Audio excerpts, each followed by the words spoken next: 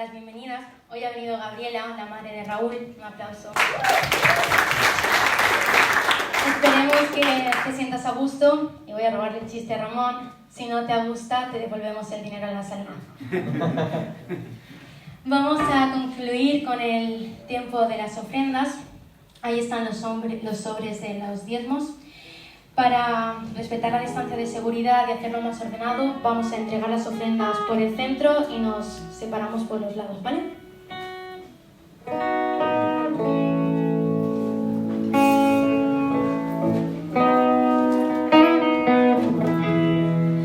Cuando pienso en tu amor y en tu fidelidad, no puedo hacer más que postrarme y adorar.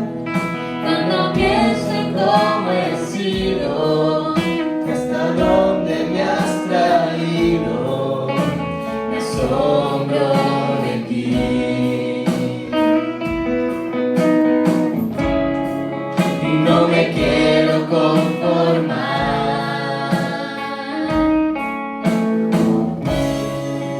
He probado y quiero más. Yo quiero enamorarme más de ti, enséñame a amarte y a vivir conforme a tu justicia y tu verdad. Con mi vida quiero adorar, con todo lo que tengo y lo que soy, Todo lo que he sido te lo doy.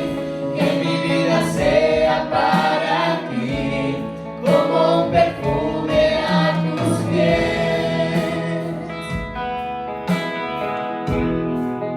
Cuando pienso en tu cruz y en todo lo que has dado, Tu sangre por mí, por llevar mi pecado.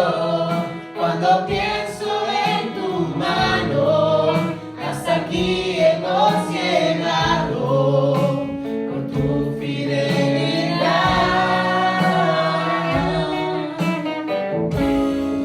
Y no me quiero no conformar.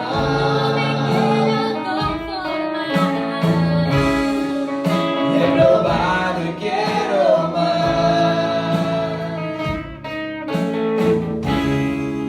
No me quiero conformar.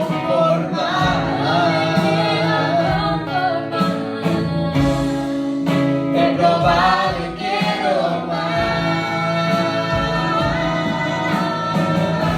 Yo quiero enamorarme más de ti. Enséñame a amarte y a vivir conforme a tu justicia y tu verdad. Con mi vida quiero adorar, con todo lo que tengo y lo que soy, todo lo que he sido te lo doy. Que mi vida sea para ti, como un perfume a tus pies. Padre, te damos gracias por estas ofrendas, te damos gracias porque para nosotros es un privilegio, papá. Nosotros te pedimos que las bendigas y que las multipliques. Te pedimos que la palabra que vamos a recibir a continuación nos llene y nos lleve a cambios profundos en nuestras vidas. En el nombre de Jesús, amén. Ahora va a pasar la pastora a dar la palabra.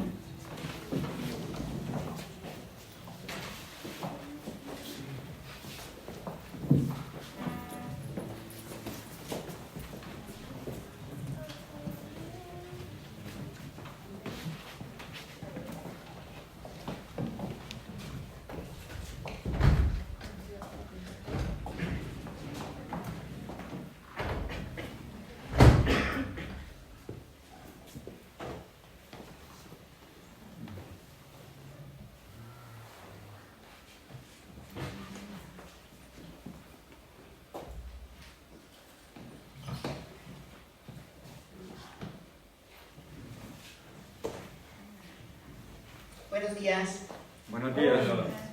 bienvenidos todos.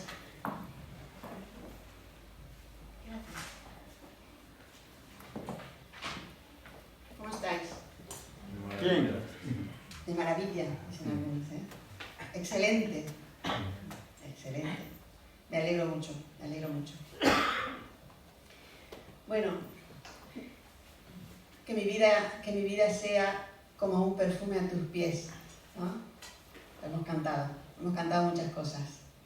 Me gustaba mucho esa frase, que mi vida entera sea como un perfume a tus pies. Ojalá que nuestra vida, que cada acto de nuestra vida sea como un perfume en la presencia de Dios. Pero me temo que no es así. Me temo que muchos actos de nuestra vida no son como perfume a los pies del Señor. Muchas cosas de nuestra vida todavía tenemos que cambiar, tenemos que seguir siendo transformados, pero tenemos que dejarnos transformar, si no, no hay transformación. Hoy traía para compartir un pasaje del Señor Jesús, un fragmentito de la vida del Señor Jesús, que está en el Evangelio según San Marcos, en el capítulo 2, y que habla acerca de un milagro espectacular, impresionante. Todo lo que hacía el Señor era espectacular. Y lo que sigue haciendo, que todavía sigue haciendo milagros y sigue haciendo cosas tremendas.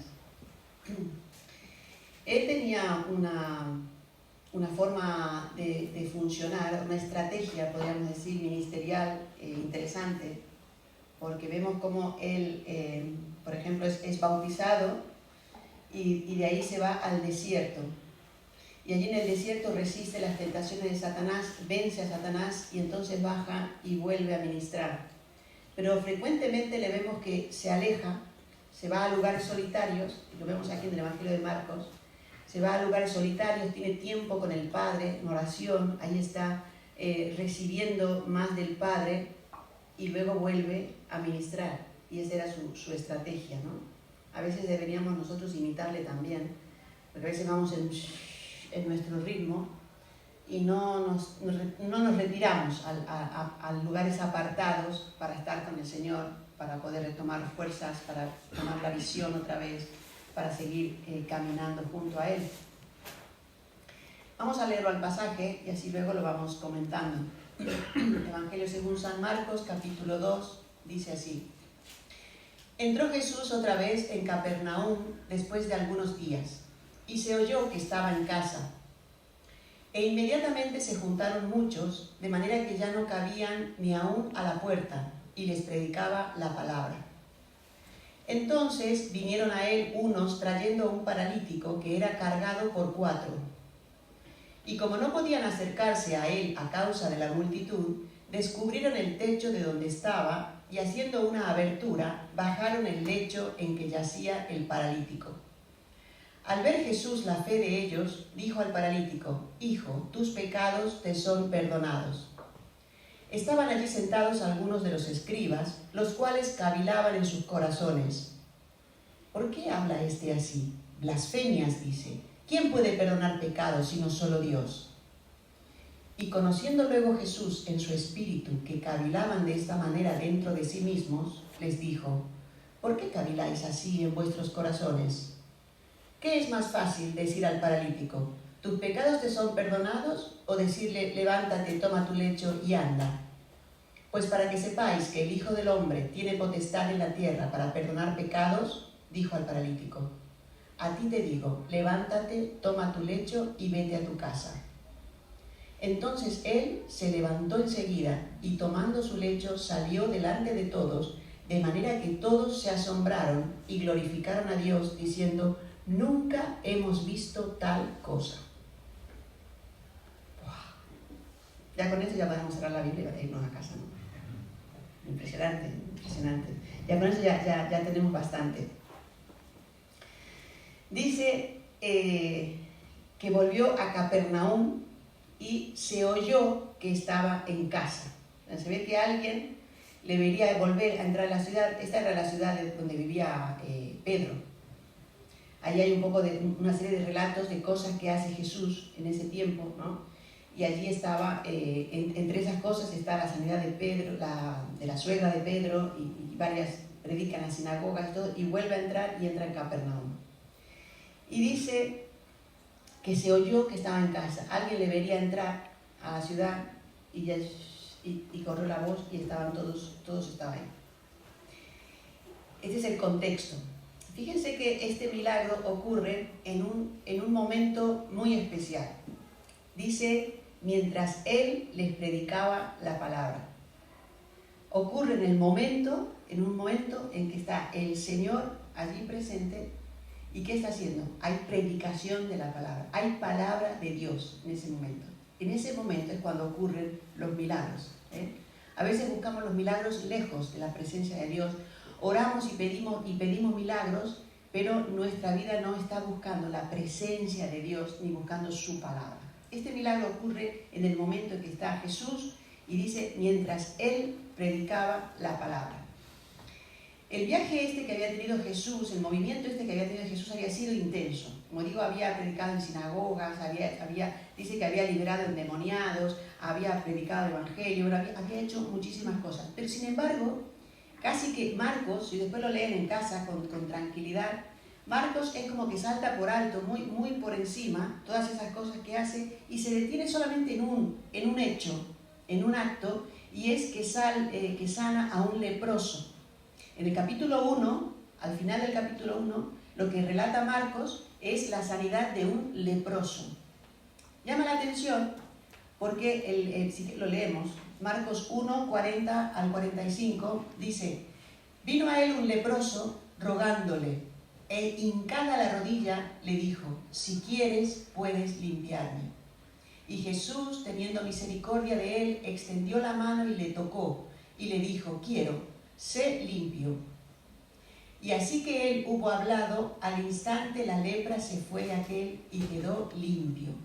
Entonces le encargó rigurosamente y le despidió luego y le dijo, mira, no digas a nadie nada, sino ve, muéstrate al sacerdote y ofrece por tu purificación lo que Moisés mandó para testimonio a ellos.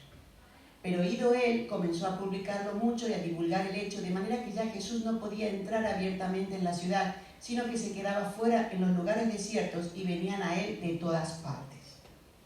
La popularidad de Jesús había crecido bastante. Me detengo en este detalle. Bueno, Marcos se ha detenido a relatar todo el hecho de la sanidad del leproso, y hay un puntito interesante que tiene que ver con lo que vamos a ver después, y es que Jesús conoce la ley de Moisés y le dice, conforme a la ley, los leprosos, una vez que eran sanados, tenían que ir y presentarse al sacerdote.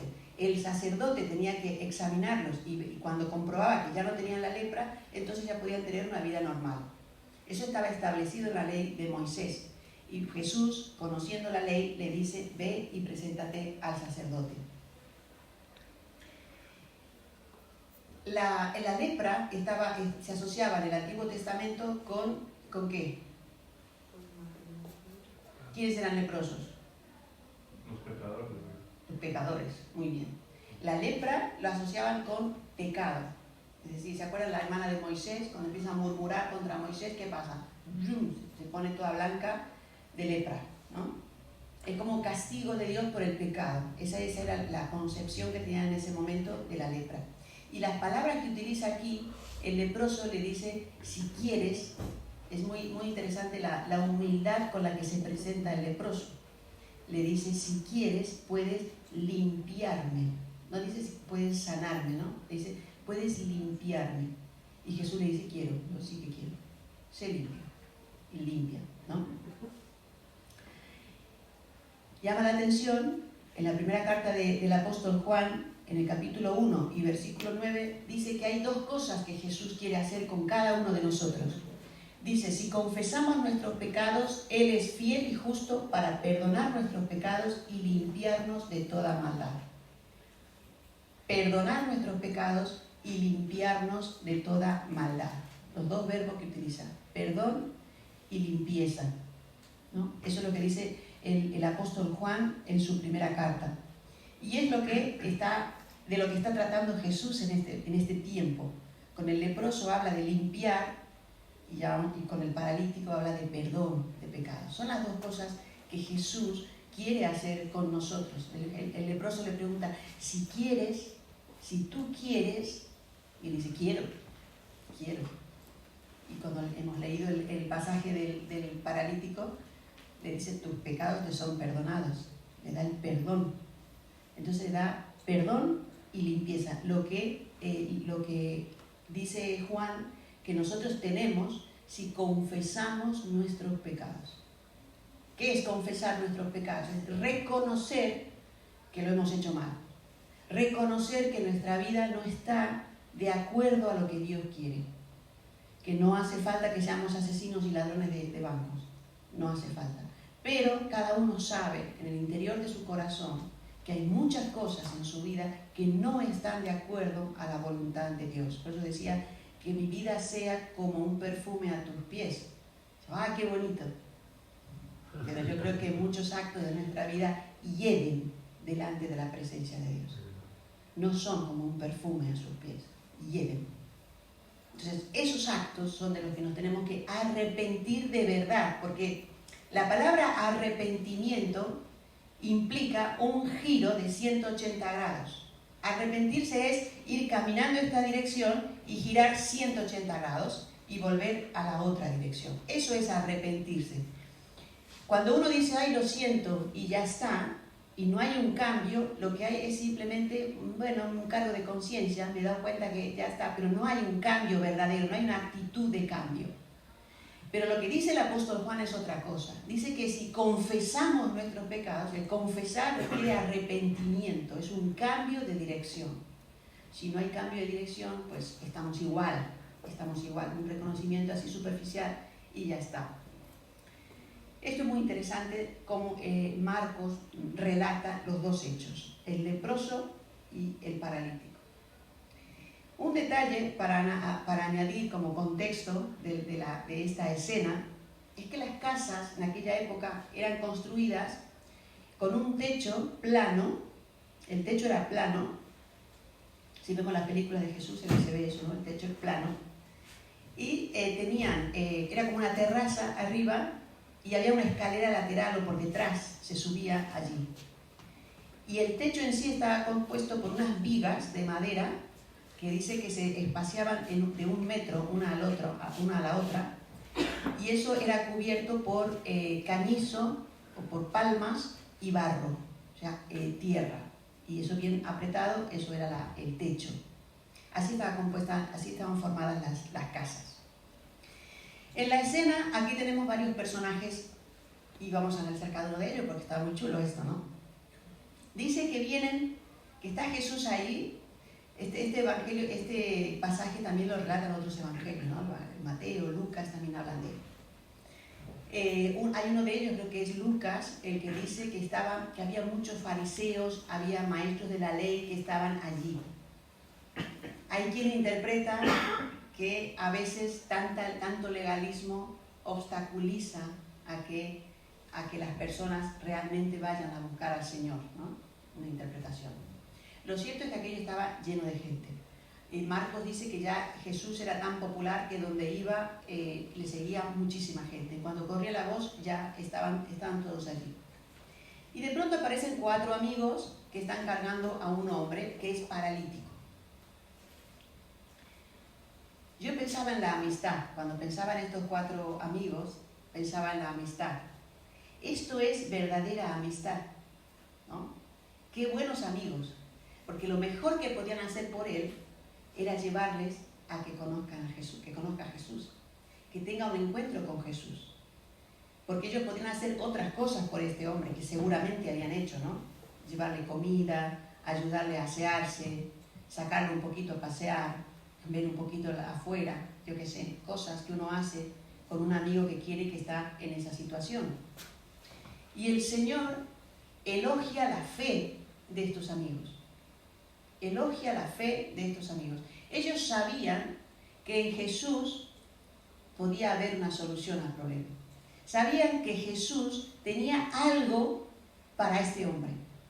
Ellos decían, no sabemos qué sabrían ellos de Jesús, en qué circunstancia habían visto a Jesús o habían oído de él, pero ellos tenían certeza de que tenían que llevar a su amigo delante de Jesús. Qué maravillosa amistad. Y no solo eso, sino que perseveraron. Que bueno, venían ahí con su camilla, y yo, hay mucha gente, esto es imposible, vámonos. ¿No les ha pasado eso muchas veces? Esto es imposible, vámonos a casa y nos volvemos. Podía perfectamente haber pasado eso. Seguramente han pedido a la gente que estaba por ahí permiso para poder entrar y no les han dejado. Había mucha gente ahí y todos querían escuchar a Jesús. Y cada uno quería, muy espiritual, ¿no? Yo quería escuchar a Jesús, pero no te dejo pasar, ¿no? No había lugar, pero ellos no se dieron por vencidos. No se dieron por vencidos. Se subieron por la escalera esa y empezaron a hacer un agujero en el techo para poder bajar al paralítico. Imagínense la escena, ¿eh? Que aquí de repente alguien empieza a caer, tin, tin, tin, empiezan a caer trocitos del techo, se abre un agujero y empieza a bajar un hombre en una camilla ahí con cuerdas, me imagino que lo van bajando. Perseveraron. No solo perseveraron, sino que estuvieron dispuestos a pagar el precio, porque ellos estaban exponiendo. ¿Qué diría el dueño de la casa? Si estamos rompiendo la casa, no hemos pedido permiso y le estamos rompiendo la casa. ¡Buah! ¿Qué diría el dueño de casa? Lo mínimo que diría es, me tenéis que arreglar esto. Yo no tengo por qué pagarlo, vosotros habéis roto, tenéis que pagarlo vosotros. Ah, amigo, saca dinerito y pon. Estaban dispuestos a pagar el precio. Quizás el propio Jesús se hubiera molestado, ¿no? Es decir, ¿pero qué hacéis? ¿No sabéis que yo ya voy a salir? ¿Por qué no me esperáis fuera? ¿No? ¿Y tenéis que venir aquí a interrumpir cuando yo estoy enseñando la palabra de Dios? ¿No? Se expusieron a eso también. Se expusieron. Ellos oyen que Jesús está en casa. Creen que Jesús tiene algo para el paralítico, cuyo nombre no sabemos. Vienen a buscar la presencia de Jesús, no se desaniman y están dispuestos a pagar el precio para que su amigo tenga un encuentro con Jesús.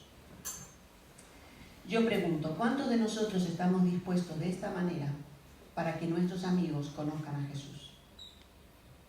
¿Cuántos de nosotros tenemos esta actitud para que nuestros amigos conozcan a Jesús? Pregunta que queda en el aire para meditar. Después tenemos al paralítico. El paralítico, una figura pasiva, podríamos decir, ¿no? A él lo llevan. Dice Romanos 5:6, Nelson. Romanos capítulo 5 y versículo 6 dice: porque Cristo, cuando aún éramos débiles, a su tiempo murió por los impíos. Débiles. Cuando aún éramos débiles, habla de cuando estábamos en pecado, cuando no le conocíamos a Él. Cuando aún éramos débiles, Cristo murió por nosotros. Débil. Esta es la palabra que identifica al paralítico. Él no podía hacer nada, prácticamente. Estaba a merced de lo que le pudieran ayudar. Pero no es tan pasivo. No es tan pasivo. ¿Por qué? Si se fijan en el pasaje, cuando Jesús le dice, toma tu lecho y vete, levántate, toma tu lecho y vete a tu casa, dice que se levantó inmediatamente.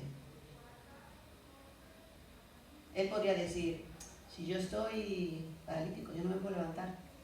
Tú no sabes tú que yo estoy paralítico, no ves que me bajan en camilla porque yo no puedo caminar. ¿Cómo me voy a levantar? No, dice que se levantó inmediatamente, obedeció inmediatamente. Y por otro lado, cuando se deja llevar, es porque él también cree. Él está de acuerdo con sus amigos a ir allí. No es fácil, ¿eh? No es fácil. Yo cuando meditaba en el pasaje me acordaba de los momentos en que vamos a hacer un domicilio. Pasa muchas veces un domicilio en un tercer o cuarto sin ascensor. Y al paciente hay que llevarlo al hospital. Y es una persona mayor que igual no tiene bien el equilibrio. Y yo los veo cómo sufren porque tienen miedo. Y tratan de agarrarse, a veces no se tienen que agarrar, porque claro, si pasan por un pasillo estrecho se van a dañar. Y le dice el camillero, no se agarren de ahí, agárrense de aquí y tal. Pero ellos van sufriendo, van tensos. Y yo sufro cuando los veo. Y me dicen, no, yo digo, tiene que confiar, no, tranquilo, porque le ponen correas, no, tranquilo. Pero claro, hasta que no lo ponen ahí en la ambulancia, el hombre está sufriendo.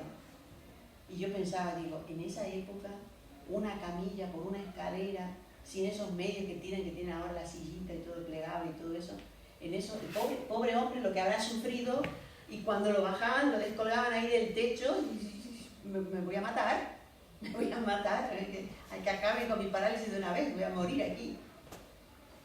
Pero él estuvo de acuerdo con los amigos.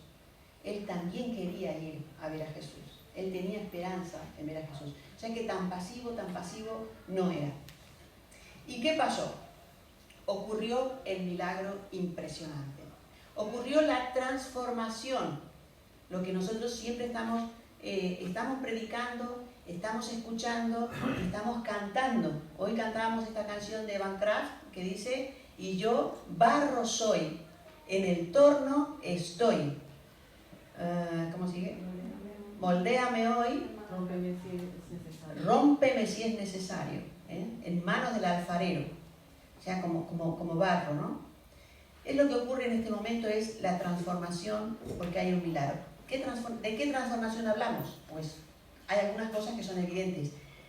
Habrá muchas otras cosas que han sido transformadas en este hombre, pero que no las sabemos porque no se relatan en el Evangelio. Pero una muy sencilla: baja en una camilla, llega en una camilla y se va por su pie con la camilla bajo el brazo. Menudo cambio. Segundo, baja como un pecador, baja como un pobre pecador y se va perdonado y justificado. Yo me imagino que va con la camilla bajo el brazo, sintiéndose muy grande porque ha tenido un encuentro con Jesús y Jesús ha perdonado sus pecados. Es maravilloso lo que él siente. Y entonces empieza una nueva vida para él.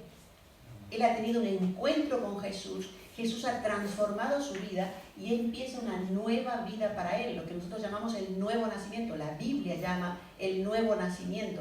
Cuando uno tiene un encuentro con Jesús y transforma la vida. Dice el apóstol Pablo: el que está en Cristo es una nueva criatura. Las cosas viejas pasaron, he aquí todas son hechas nuevas. Borrón y cuenta nueva, una nueva oportunidad. Esto es Dios para la humanidad entera. Esto es Dios, la nueva oportunidad. Las cosas viejas pasaron, dice. Ya no me acuerdo de todas esas cosas. Dice que Él olvida, que Él la tira en el fondo del mar, en el fondo del océano están nuestros pecados. Cuando nos arrepentimos, los confesamos y vamos a Él. No pasa nada. Me encanta una canción que cantaba el otro día Rocío, que dice: me encontré de nuevo en el redil, no sé cómo, entre algodones y cuidados del pastor. Y antes de que pudiera hablar, dice, me inundaban sus palabras: que no pasa nada, que tranquilo, que descanse, que no pasa nada. Esas son las palabras de Dios. Tranquilo, descansa, no pasa nada. Tu pasado está perdonado. Aquí no le rindió cuentas, no le pidió cuentas. Bueno, a ver, ¿tú te acuerdas de aquel día que has hecho esto con tu mujer, no sé qué, no sé cuánto, que has mentido y has robado? No, le dice: tus pecados te son perdonados. Ya está, todo pasó, las cosas viejas pasaron. Así sale este hombre de ese lugar, a que ahí sí que se abrieron todo para darle paso, seguro. Ahí. Todos ahí, con la boca abierta, mirando a este hombre caminando, que seguramente le conocían. Dice 2 Corintios 13:5: examinaos a vosotros mismos si estáis en la fe, probaos a vosotros mismos. ¿O no os conocéis a vosotros mismos que Jesucristo está en vosotros, a menos que estéis reprobados? Examinaos a vosotros mismos. Esta es una palabra que la quiero traer ahora, porque parece que cuando hablamos de la regeneración o del nuevo nacimiento, parece que es para los recién convertidos solamente. He aquí todas, las cosas viejas pasaron, y aquí todas son hechas nuevas. Pero cuando caminamos en la vida cristiana, nos ensuciamos los pies también y cometemos pecados, nos equivocamos, nos metemos en el barro muchas veces y salimos. Y por eso dice, el apóstol dice que nos tenemos que examinar si estáis en la fe. Dice, examinaos, probaos si estáis en la fe. Cuidado que esto no es que yo ya he recibido a Cristo y bueno, ya está. Sí, es verdad, vas a ir al cielo. Cuando te mueras vas a ir al cielo solo por creer en Cristo. Pero el Señor quiere más de ti. El Señor quiere tu fidelidad, quiere tu perseverancia, tu fidelidad hacia Él. Tu vida en obediencia. Eso es lo que Dios quiere de Él. Por eso dice, quiere de nosotros, examinaos si estáis en la fe. Tenemos que hacer un examen delante de Dios, que es el que nos desnuda con su presencia, y cuando estamos delante de Dios de verdad, nos damos cuenta de las cosas que hemos hecho mal. Y tenemos que arrepentirnos, giro de 180 grados, confesarlo, y Él nos perdona. Y volvemos otra vez a esa novedad de vida que dice el apóstol Pablo. Dice que el Dios quiere que nosotros andemos en novedad de vida, en vida nueva, siempre renovados. Aunque las circunstancias sean adversas, pero en el Espíritu llenos, porque su presencia está con nosotros, porque tenemos la complacencia de parte de Él. Él está contento con nosotros cuando vivimos en obediencia a Él. Ahora viene un tema un poco peliagudo con el tema de este encuentro aquí, donde Jesús perdona los pecados y están los otros ahí murmurando, ¿Este qué dice? Resulta que los judíos pensaban, esto los estudiantes de AMU lo saben muy bien, los judíos pensaban desde el libro de Deuteronomio, la teología deuteronomista, decía que si te va bien, si te portas bien, te va a ir bien. Y si te portas mal, te va a ir mal. Eso es lo que pensaban los judíos. Entonces, en este momento, ese es el pensamiento que domina entre los judíos. ¿Y qué pasa? Claro, si este era un paralítico, si este hombre estaba paralítico, madre mía, la de pecado que tendrá este. Por eso está así, claro. O sea, ese razonamiento tan cuadriculado de que si te va bien es porque eres bueno y si te va mal es porque eres muy malo. Entonces, claro, Dios estaría en la mente de ellos muy enfadado con este hombre. Esto pensaban los judíos. Pero resulta que los no judíos también pensaban esto. En el libro de los Hechos encontramos que el apóstol Pablo resulta que va en un viaje en alta mar y el barco empieza a hundirse. Bueno, la cuestión es que tras mucho, naufraga, y tras mucha batalla al final llegan a puerto, llegan a una costa, y bueno, ahí encuentran unos nativos y tal, y hacen fuego, y en eso que él va a coger una leña para el fuego, va y sale una serpiente, ¡pum!, y le muerde. A él, dijo, acabo de salir de un naufragio, y ahora viene una serpiente venenosa y le muerde. Y entonces los que estaban ahí, que no eran judíos, dicen, este debe ser un homicida. Porque dice, la justicia no le deja vivir. Mira, se lo quería cargar en un naufragio y como ha sobrevivido, ahora lo va a matar por la serpiente. Pero no murió ahí. Es decir, que ese pensamiento estaba en los judíos, también estaba en los no judíos, y creo que está en muchos de nosotros muchas veces. Porque juzgamos, porque nos creemos, jugamos a ser Dios, y entonces nos creemos que podemos juzgar a los demás y decir, si a este le va mal, madre mía, claro, como se porta tan... Algún pecado debe tener, como le decían los amigos de Job, a Job, ¿no? Pero la Biblia dice, que es lo interesante, que es lo importante, que es lo que marca tendencia, ¿no? La Biblia dice que el pecado viene desde Adán y Eva. Desde que ellos desobedecieron, entonces la naturaleza, la humanidad entera tiene esa tendencia al pecado. Ese es el problema de la humanidad, el pecado. No sé si han visto que hay programas de televisión y encuestas que preguntan ¿cuál es el problema que tiene la humanidad?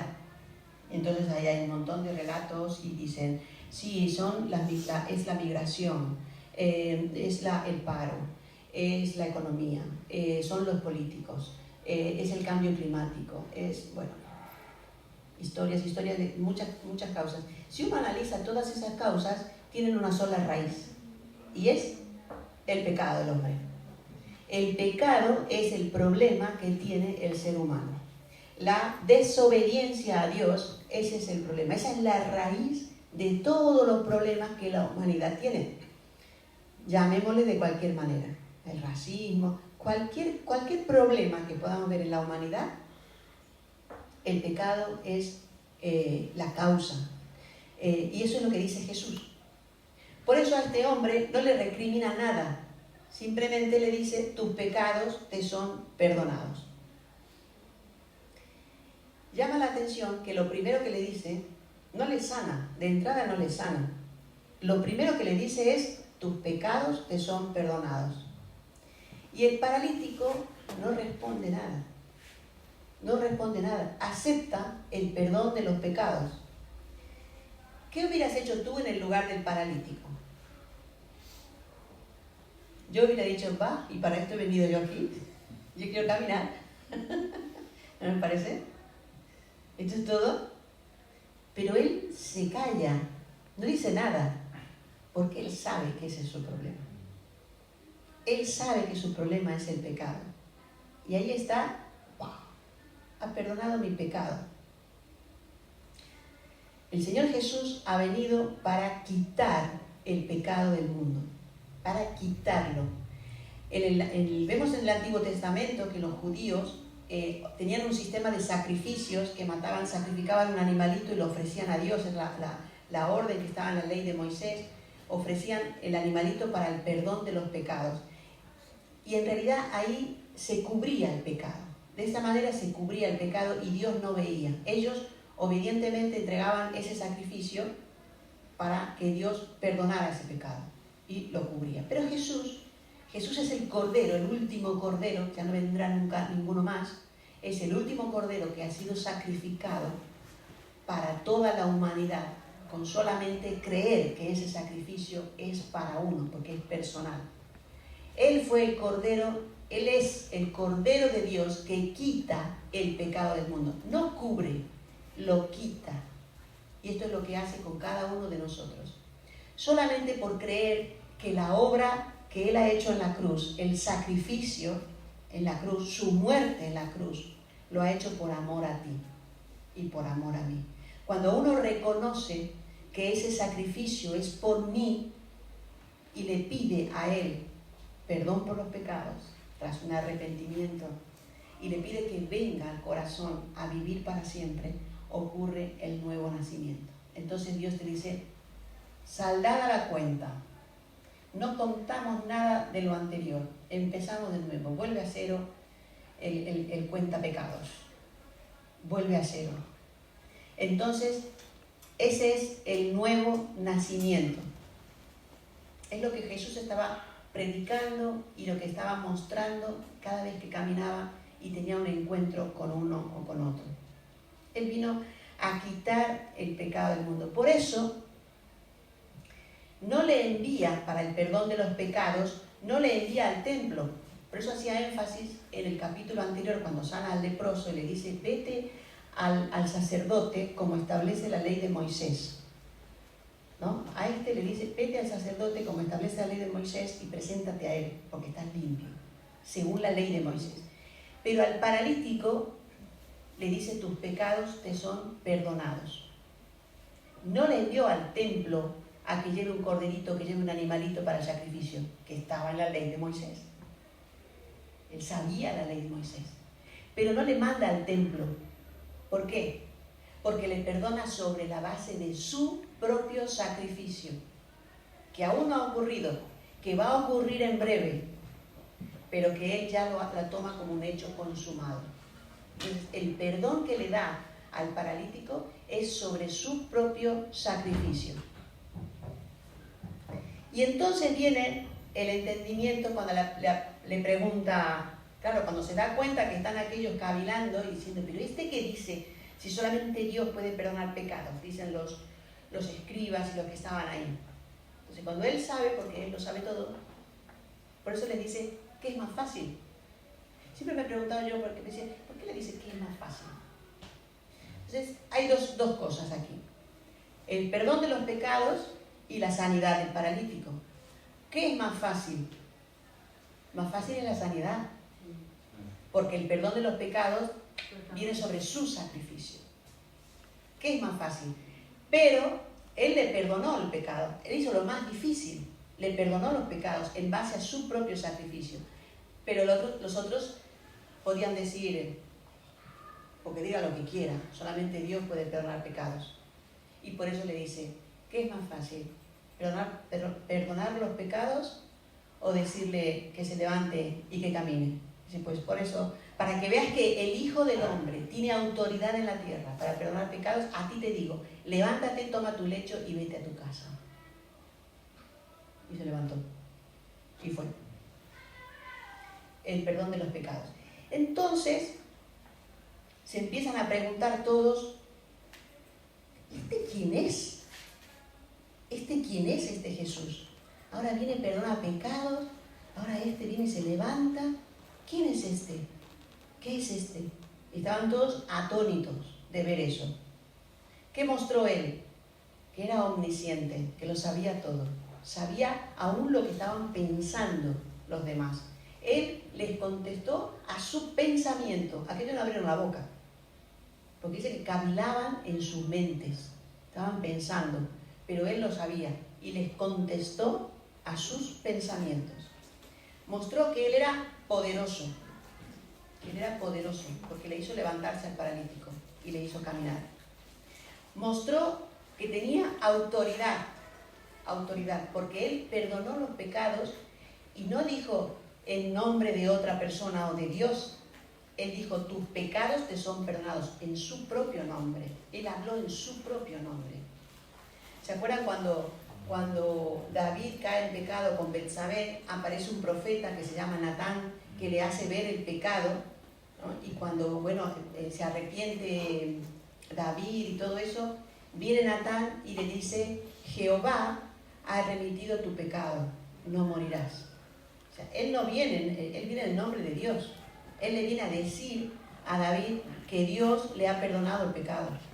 Pero en este caso Jesús dice, tus pecados te son perdonados. Habla en su nombre. Entonces Jesús les estaba respondiendo al pensamiento de los religiosos, les estaba respondiendo que no solo estaba hablando como Dios, sino que Él era Dios. Que Él tenía autoridad para perdonar pecados y poder para sanar, que Él era Dios. Esa es la respuesta que tuvo. Y además hay 3 palabras muy interesantes, porque Él dice, para que veáis que el Hijo del Hombre tiene autoridad. Esta expresión de el Hijo del Hombre se repite 14 veces en este Evangelio. Y viene, la primera vez que lo leemos está en el libro de Daniel, en el Antiguo Testamento. Leemos, son 5 versículos solamente. Daniel capítulo 7, del 13 al 14, 13 y 14 dice, miraba yo en la visión de la noche, y he aquí con las nubes del cielo venía uno como un hijo de hombre, que vino hasta el anciano de días, y le hicieron acercarse delante de él. Y le fue dado dominio, gloria y reino, para que todos los pueblos, naciones y lenguas le sirvieran. Su dominio es dominio eterno, que nunca pasará, y su reino uno que no será destruido. Este es el Hijo del Hombre. Este es Jesús. Varios siglos antes, Daniel ya estaba hablando de él. ¿Y qué dice? ¿Qué hicieron los demás? Ahí estaría un montón de gente. Dice que respondían, nunca hemos visto tal cosa. Nunca hemos visto tal cosa. Pero es que este es cumplimiento de promesas de parte de Dios. Vamos a ver cosas que nunca antes la habíamos visto. Si caminamos en obediencia, si seguimos a Jesús, le vamos a ver hacer cosas que nunca antes habíamos visto. Dice 1 Corintios 2:9, antes bien, como está escrito, cosas que ojo no vio, ni oído oyó, ni han subido en corazón de hombre, son las que Dios ha preparado para los que le aman. Cosas que nadie ha visto, que nadie ha oído y que nadie se ha imaginado nunca, son las que Dios tiene preparadas, ¿pero para quién? Para los que le aman. ¡Wow! No es para cualquiera, no es para toda la humanidad, es para los que le aman. Esta es la palabra de hoy. Dice que los que creemos en Él vamos a ser asombrados por la eternidad. siempre vamos a ser asombrados por lo que Él hace. ¿Cuál es nuestra actitud? ¿Queremos realmente tener un encuentro con Jesús? ¿Queremos de verdad vivir y ver esas cosas grandes que Él tiene para nosotros? Voy a pedirte que cierres tus ojos allí donde estás y vamos a hacer una oración.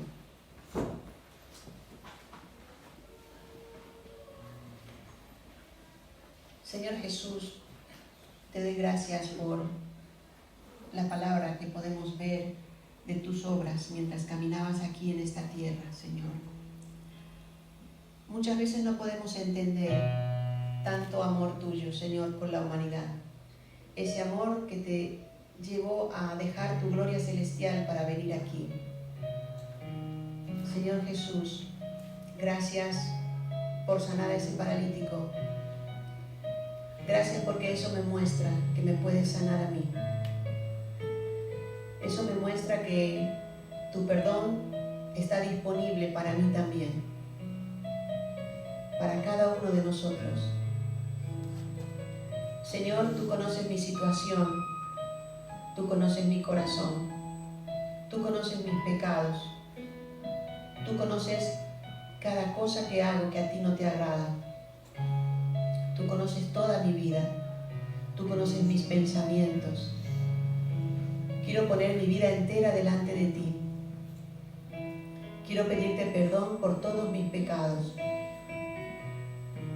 Quiero pedirte que tú los tomes a cada uno de ellos y los arrojes al fondo del mar. Señor, yo quiero verte en mi vida. Quiero pedirte que vengas a mi corazón.